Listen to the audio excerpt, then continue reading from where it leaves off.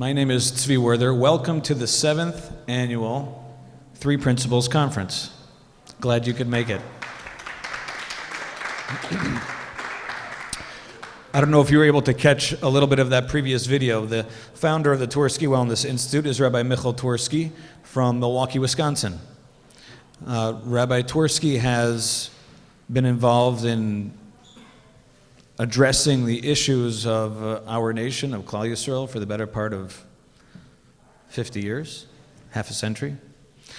And in his, as he puts it, his desperation to find something that works, I became very excited when he came across the three principles, or something that you may have heard referred to as innate health. We're going to be calling it here three principles this year. And he got very excited about it because it addressed the major concerns that he had with the interventions that were being used conventionally until today. Number one, it's true. Number two, it doesn't take a long time to get wind of the three principles, to understand them and benefit from what they have to offer. Number three, it isn't that costly in comparison to the regular modalities that you may be accustomed to.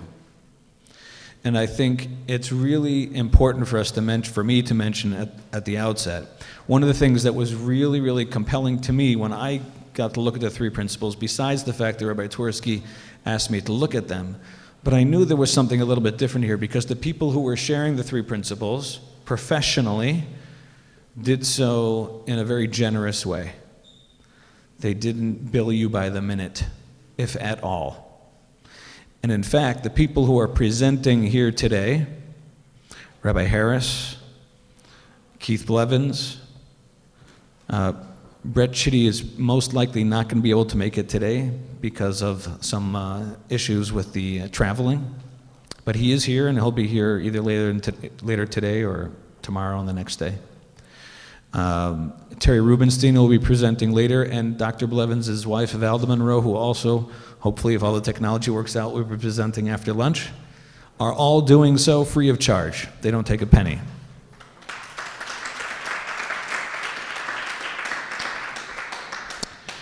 So that was interesting to me. It wasn't quite used to that outside of religious life, that there would be people doing things professionally, that it was their parnasa, it was their livelihood, and yet they were willing to be generous in that way. That made me listen up. There was something that caught my attention. And there are a number of other people who, as they began to learn the principles, get wind of what this was all about, they too naturally, I think all of you, a lot of you, there's a lot of familiar faces here, a lot of you, as you've started to learn the principles, naturally have felt this urge to share it with others. And that includes all the presenters that are all the facilitators that you see on the roster on the back of the schedule or on the bio page. Those people are also all here of the goodness of their heart. So thank you for being here. There's a number of things this year. I feel that the conference is going to be I think it's going to be very, very different than in past years. And I think that we're familiar with this concept. People who have been to the conference previously, often at the end of the conference, they'll come up to me and say, well, the information was all exactly the same. We heard it all last year, but there was something very, very different. And I hope that happens every single year, that we do these get-togethers, or every single time that we look at the principles, every single time we look at truth, that we find something more significant. Now, it may seem a little bit bold on our part to title the conference Uncovering a Simple Truth. Who am I, and I titled the conference, to say that I know what truth is? It seems a little bit, maybe even pompous on my part to do that. But that's exactly what we're going to be doing here. I don't want to mince any words about it. We're going to be looking specifically at what is true about the human experience, about our ability to have experience, to have emotions, to have feelings, opinions, states of mind, all kinds of real life scenarios being felt by all of us. We're going to be looking at specifically how we get to do that. And what's kind of surprising about that what was surprising for me is that the answer to that question was there was just one single way that works. And one of the words that we use to describe that is a paradigm. We've come across a paradigm, a singular direction in how we understand a given topic actually works. And a really cool thing happens anytime you discover a paradigm about anything. And it happens all on its own.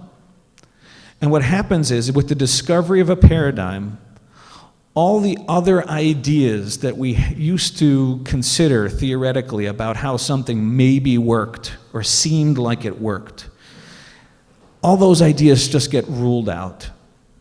They get taken off our mind automatically, without any work on your part or my part. It's kind of built in. It's built in with learning a paradigm, with learning about how something actually works. All the ways in which we previously considered that maybe it worked, maybe it didn't work, get ruled out of our lexicon. So there's a couple of things that, in looking at what we're going to be doing here today, I want to really lay out the simplicity of it. I know that there are a lot of people who are hurting, a lot of people who are having experiences that they don't prefer to have. They have real things going on in their life that they need solutions for. And a lot of you, some of you who are new, and maybe some of you have been coming for a while, still listen out at these gatherings for some piece of advice. Just tell me what to do, and I'll do it. I think most people are ready to do whatever it is that they need to do in order to get it done. And they sit through these gatherings, they sit through maybe even 3 days worth, and they don't hear a stitch of advice, which can drive a person mad.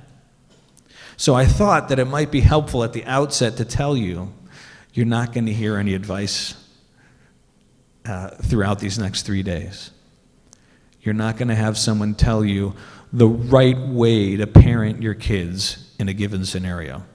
You're not going to hear someone tell you some ideas or ways that you can connect better with your spouse. You're not going to get any insight into what you need to do in your life to get done what you need to get done. We're having a different type of conversation here. We're having a conversation about how does something actually work. And I'll tell you why. I'll try to illustrate for you why that's so important to know.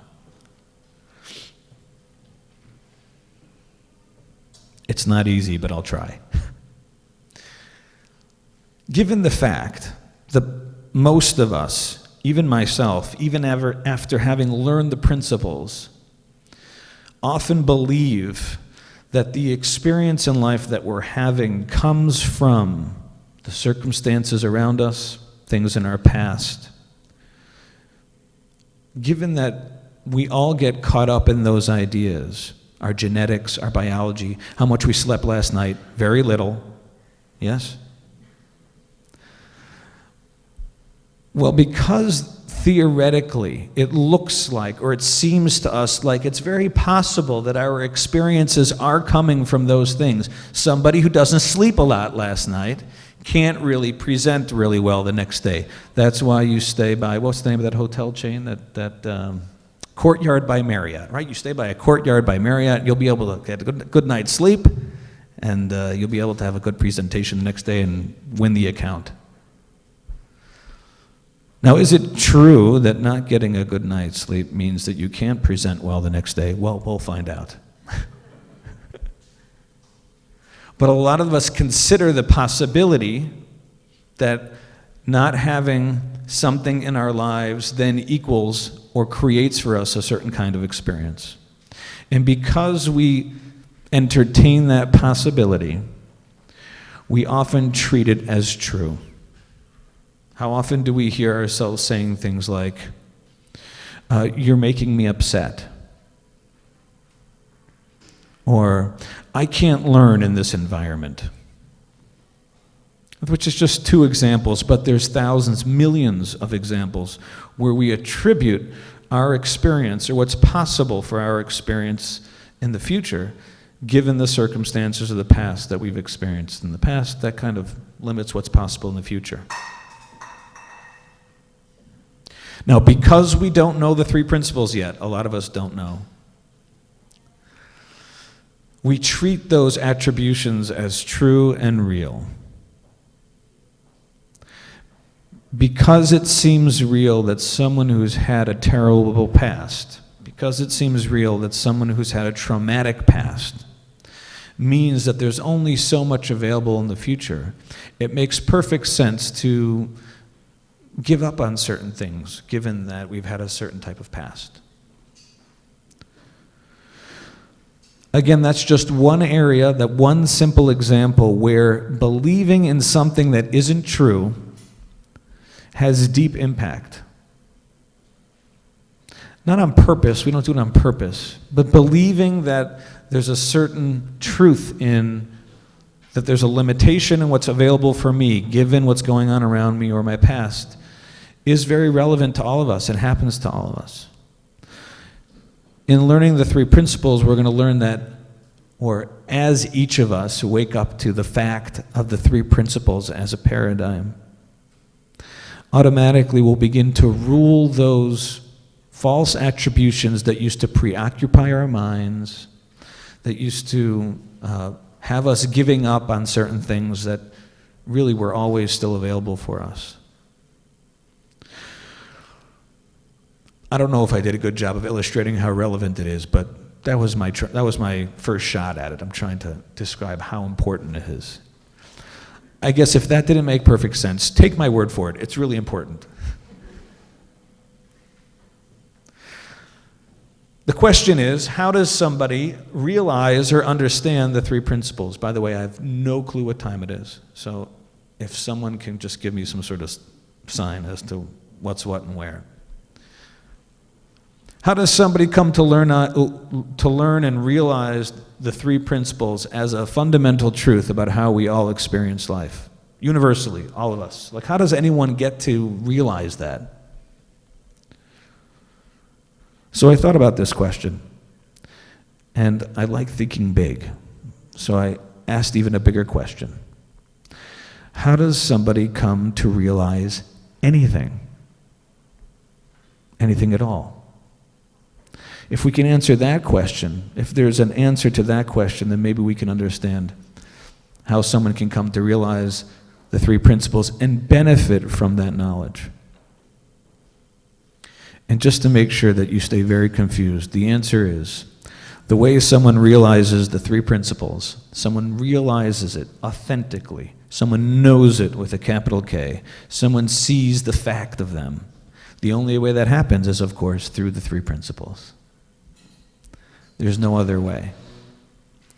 And although that may sound confusing at first, I hope that by the end of today and Monday and Tuesday, we're going to start to comprehend and get eyes for the fact that the entirety of our experience, even our personal recognition and appreciation for what is true, requires the gift of the three principles giving us that appreciation, that experience. And that has some immediate implications for all of us, right here in this room. The way to realize the three principles is not in your hands. However, there are things that you can do. You can show up to the conference. You can read the books. You can watch the videos. You can listen. If you're distracted, you can try to bring your mind back to it. You can ask questions. You can raise your hand. We have mics that'll get to you. We would love to hear your questions. We'd love for you to interrupt us. I know this. I've asked all the presenters. They want to be interrupted. Those are things you can do. We can try to make a really nice setting and maybe even a little bit of, I don't know what kind of lighting this is called. It's kind of like restaurant lighting going on here. It's a little bit dark. Get really relaxed. But still, none of that has the power to create your recognition or knowledge of what we're pointing to. Given that that's the fact, you can maybe let that go from your repertoire of things that you're trying to get done. I can't make myself know the principles. I can't make you know the principles. All I can do, and all the presenters can do, is stand up here and illustrate and listen to you as to what you're hearing and reflect back and try to illustrate again and again and again. And we can do that till the cows come home. Ultimately, the only way to uncover truth is when it reveals itself to you.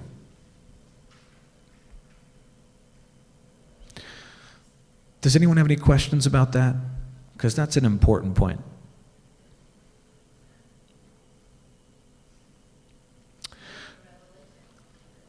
Again? Are you waiting for a revelation? I think so, and that might be a way to put it. However, I don't think the revelation that we're accustomed to, when we use the word revelation, we kind of think of maybe the sky opening up and the light shining down and there's harp music in the background, and that may happen for you. I hope so. But that hasn't been quite the way that it's worked for a lot of the rest of us. It's more of, I think for me personally, it's been a slow unfolding where we get a glimpse of the impossibility of someone having the power to make me think and feel anything at all. And we get a glimpse of what's actually happening in a given area. I used to believe that traffic was incredibly annoying and wasteful, and that I had no choice but to feel annoyed and upset. And with learning the three principles, or having gotten a glimpse of the fact that it is true that you're feeling that way, but that it has nothing to do with traffic, it has everything to do with how you're thinking about traffic, that's you finding reality in that moment about why you're feeling what you feel. Now, I know that this might be maybe a step into another realm, which I'm not going to go too deeply into, but the principles, or learning the principles, are not so much about getting rid of that annoyed feeling or changing that feeling. That may or may not happen. What absolutely happens is what gets taken off your mind is believing that you have no choice but to feel what you feel given the circumstances of your life. And with the death of that idea comes a certain relief or evolution, or you've fallen into an area where insight may happen for you. But that is the one insight I think that we're looking for. If you can see that the experience that all of us are having right now, whatever it may be, it's very dynamic, this power. It can create a bunch of different things all at once, but it's creating for all of us at once. If you can see that, if you can see how that's working, it will start to change you.